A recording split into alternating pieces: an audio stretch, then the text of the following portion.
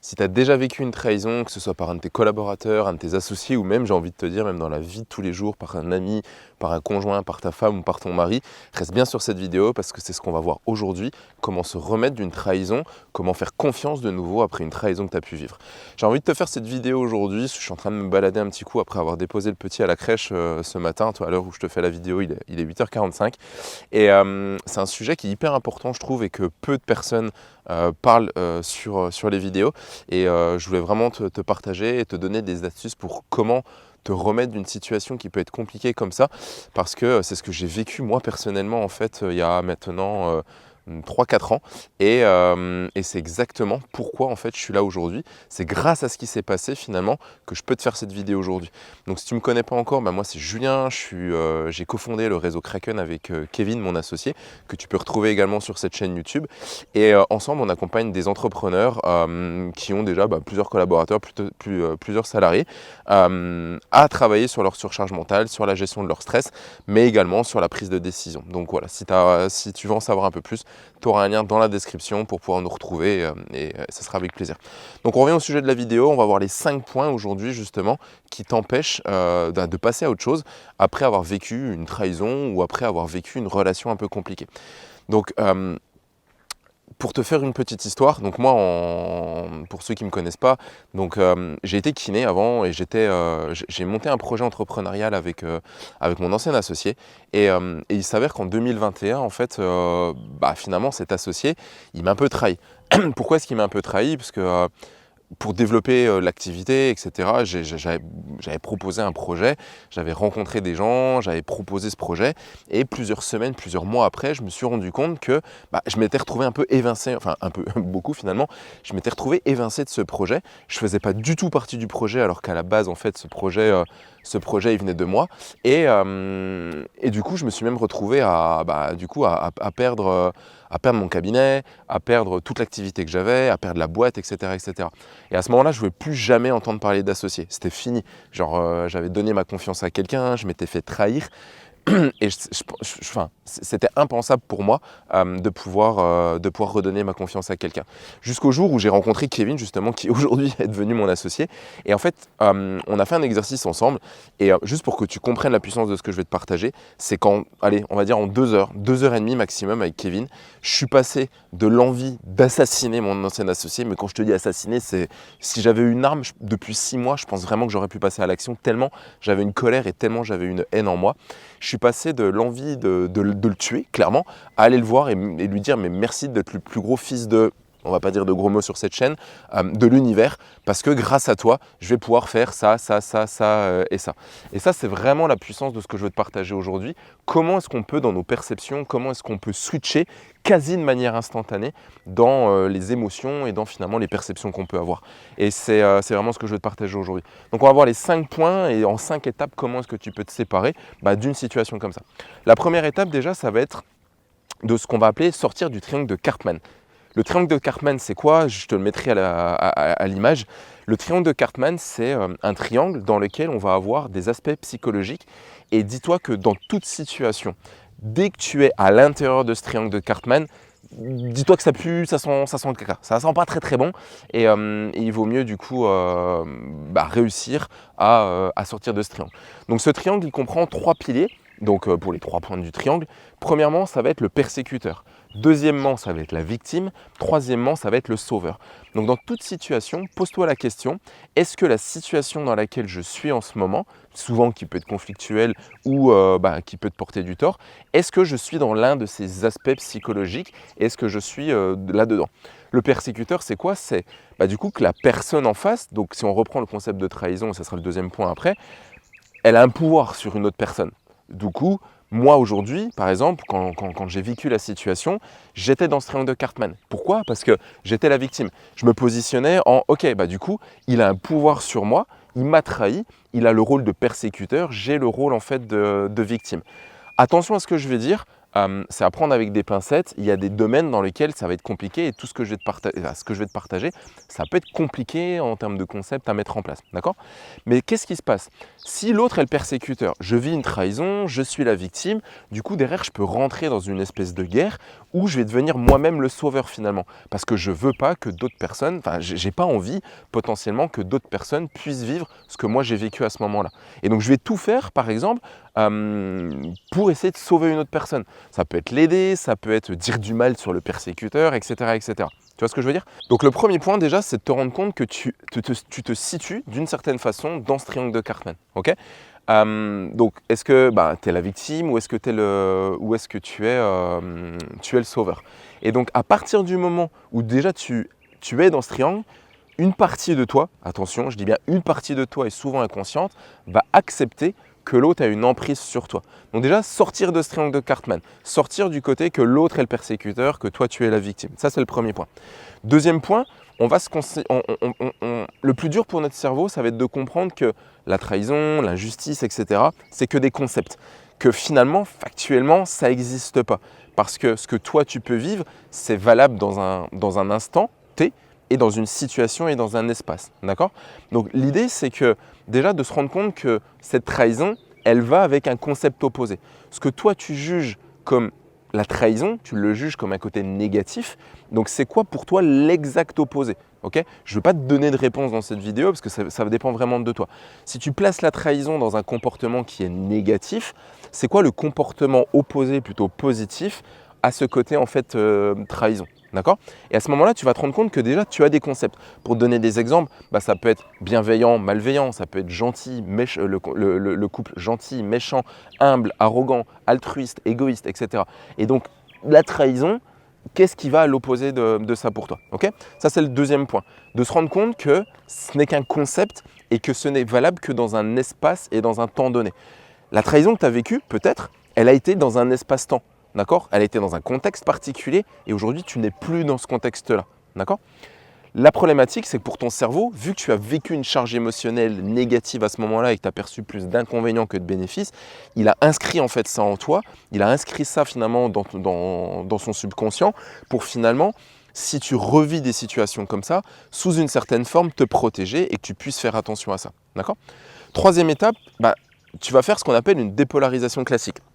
Donc si tu ne sais pas comment on fait, je t'invite, tu prends rendez-vous avec nous, on t'explique et déjà on verra si oui ou non on peut être en mesure de t'aider là-dessus. La dépolarisation classique, ça va être quoi? Ça va être de réintégrer cet caractère, mais surtout de libérer la charge émotionnelle et mentale qui a trait finalement à ce trait de caractère. Parce qu'aujourd'hui, tant que tu es encore polarisé là-dessus, tant que tu vois encore plus d'inconvénients que de bénéfices à cette situation, tant que tu as encore une charge émotionnelle qui est quand même assez importante par rapport à cette situation, tu ne pourras pas évoluer. Et tu vas rentrer dans une espèce de boucle en fait, un petit peu de révolution, où tu vas toujours attirer le même type de personnes, situations et circonstances à toi, qui n'est qu'un état, qu'une façon par effet miroir de te montrer que c'est un point sur lequel tu as besoin de travailler. Donc si tu as déjà vécu une trahison, demande-toi également sous quelle forme tu en vis également d'autres et tu attires en fait ces formes de trahison à toi. Et si tu es dans une boucle comme ça et que du coup tu viens de dire ouais je vis que ça, je vis que ça, je vis que ça, tu as vraiment besoin de le casser, tu as vraiment besoin de le couper. Encore une fois, ça ne prend pas des années, tu n'as pas besoin de faire des séances et des séances et des mois de psycho pour pouvoir te libérer de ça. Une seule séance en 2 heures, ça peut suffire.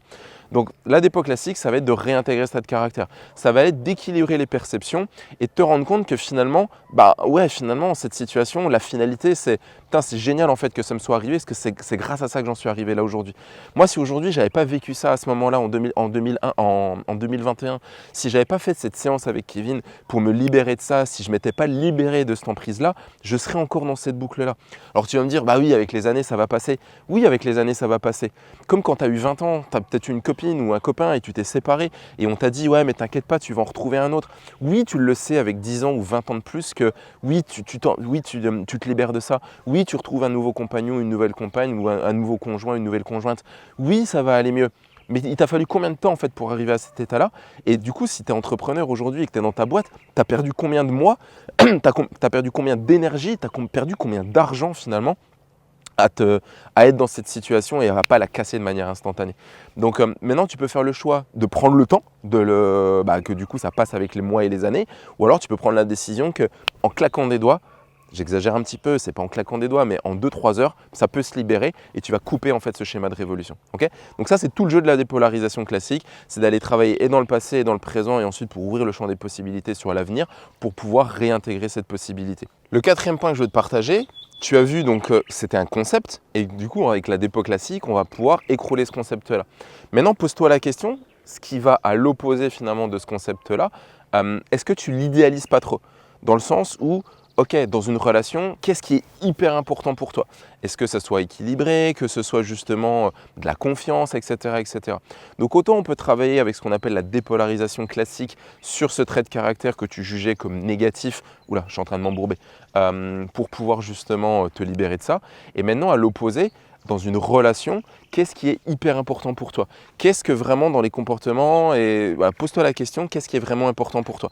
Et à ce moment-là, on peut faire l'exact opposé, on va rééquilibrer les perceptions et on va faire ce qu'on appelle maintenant une dépolarisation inversée pour travailler du coup sur le couple et sur le concept dans son ensemble. D'accord? Et enfin, le cinquième point que je vais te partager, si maintenant tu te retrouves dans une situation avec des collaborateurs, si tu te retrouves dans une situation où potentiellement on te propose en fait peut-être pas de t'associer en fait dans un premier temps, mais ne serait-ce que d'aller chercher une opportunité de travail ou de collaboration avec quelqu'un, tu vas faire un exercice tout simple. Si tu as encore un petit peu peur, malgré tous les exercices que tu viens de faire, si tu as encore un petit peu peur de la relation et de ce que ça peut apporter, et du côté un petit peu négatif, ce que je t'invite à faire, tu vas rééquilibrer les perceptions en me posant la question, ok, on me propose cette opportunité, je suis dans une émotion qui est plutôt négative parce que je ne suis pas sûr et je doute. Tu vas aller lister tous les bénéfices pour toi, pour ton entourage, pour ta famille, pour tes collaborateurs ou toutes les personnes qui gravitent autour de toi, d'accepter cette opportunité. Mais vas-y, fais le taf à fond. Tu vas lister 10, 15, 20, 30, 40, voire 50 inconvénients à ce que finalement tu puisses accepter cette situation et que tu puisses peut-être t'associer ou réaliser ce projet. Et après, tu vas aller lister, donc tu vas cacher cette partie-là, et ensuite tu vas aller lister tous les inconvénients pour toi si tu n'acceptais pas cette situation. Si on te fait une proposition ou si tu t'associes, enfin, ça peut être de t'associer, ça peut être de monter un projet, etc. Encore une fois, donc dans un premier temps, tu vas lister tous les bénéfices à l'accepter, et ensuite tu vas aller lister tous les inconvénients à réaliser en fait tout ça. Et grâce à ça, en fait, tu vas aller rééquilibrer les perceptions. Fais-le vraiment à fond. Donc 50 inconvénients, 50 bénéfices. Quand tu sens que dans ton corps c'est bon, ça a lâché, que tu vas le sentir, il n'y a plus d'empreinte, il n'y a plus de charge émotionnelle par rapport à ça, tu poses en fait et tu laisses agir. Derrière, cherche pas forcément à savoir est-ce que ça a été efficace, est-ce que ça n'a pas été efficace, on s'en fout, c'est vraiment pas le point.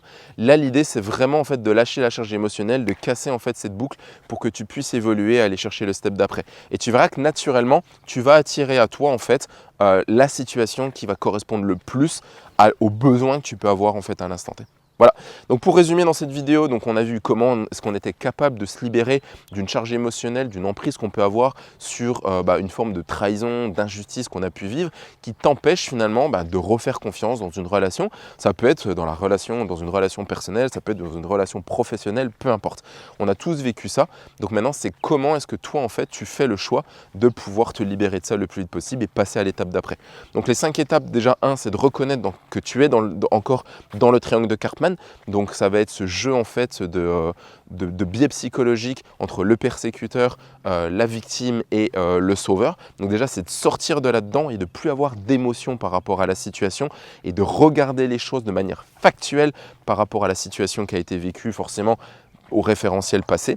Deuxièmement, ça va être de se rendre compte que ce n'est qu'un concept et donc le concept va avec son opposé. Si tu juges ça comme négatif aujourd'hui, il y a un concept qui est positif à l'opposé, donc en termes de polarité. Ensuite, c'est de faire une dépolarisation classique sur le trait de caractère négatif que tu jugeais. Donc potentiellement, là, c'est le cas de la trahison. Quatrième point, c'est de faire une dépo inversée pour équilibrer complètement en fait le concept sur le trait de caractère opposé, ce qui est important pour toi, en particulier peut-être dans une relation où le concept opposé à la trahison. Donc ça c'était le troisième point, donc quatrième point la dépo inversée. Et cinquième point, maintenant si tu as une décision à prendre, si tu as une opportunité qui arrive, si on te propose quelque chose, de ne pas rester encore une fois dans tes peurs ou en mode du coup je sais pas trop ce que ça peut donner, pour pouvoir vraiment te libérer de ça et d'équilibrer les perceptions. Donc en allant lister finalement tous les inconvénients et tous les bénéfices à l'accepter et tous les inconvénients si tu n'acceptais pas, jusqu'à ce que tu sentes que dans ton corps c'est bon, ça a lâché. Et, voilà. Et tu vas arriver à une espèce d'état de flow entre les deux où c'est au même degré, tu as la certitude que ça va le faire et en même temps tu as quand même peur. Tu as vraiment cet équilibre. Tu sais que ça va le faire mais en même temps tu sais pas que ça va le faire.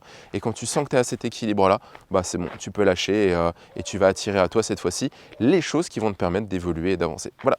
Si cette vidéo t'a plu, je t'invite à liker ou à laisser un commentaire. Si toi tu as déjà vécu également une situation de trahison dans un contexte particulier que tu veux nous le partager, ça sera avec plaisir, et surtout comment est-ce que tu t'en es libéré. Si ce format t'a plu, n'hésite pas également à nous le partager et je te ferai un peu plus de vidéos sous ce format-là.